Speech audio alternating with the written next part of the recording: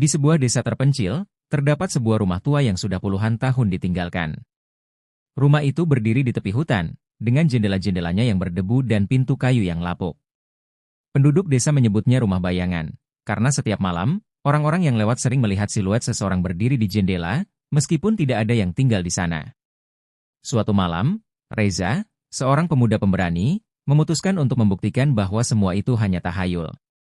Ditemani senter dan kamera, ia masuk rumah itu meski banyak warga desa memperingatkannya. Saat memasuki rumah, bau apek langsung menusuk hidungnya. Lantai kayu berderit di setiap langkahnya, dan suara angin yang masuk melalui celah-celah dinding terdengar seperti bisikan.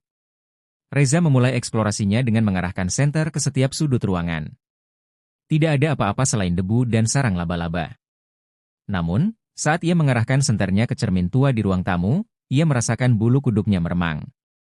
Dalam pantulan cermin, terlihat bayangan seorang wanita berdiri di belakangnya.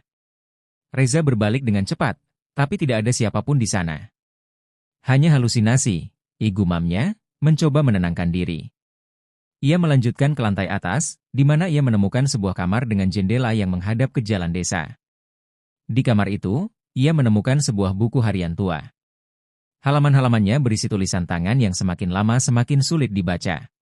Namun, satu kalimat yang berulang-ulang tertulis jelas, aku tidak akan pergi sendirian. Saat Reza membaca, ia mendengar suara langkah kaki di belakangnya.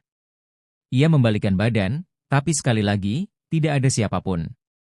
Namun, kali ini, jendela di belakangnya perlahan terbuka dengan sendirinya. Angin dingin menerobos masuk, membawa serta suara bisikan. Kata-kata itu terdengar jelas di telinga Reza, kau datang untuk menemani, kan? Reza berlari keluar kamar, turun ke lantai bawah dengan napas memburu.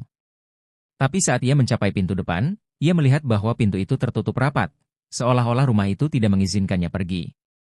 Di belakangnya, suara langkah kaki semakin dekat. Ia berbalik dan melihat wanita berambut panjang dengan gaun putih lusuh berdiri di tangga.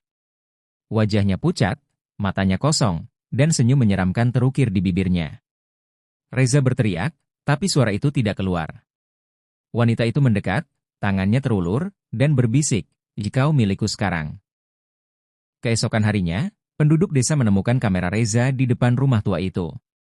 Ketika mereka memeriksa hasil rekamannya, video terakhir menunjukkan Reza berlari ketakutan, diikuti oleh suara tawa menyeramkan.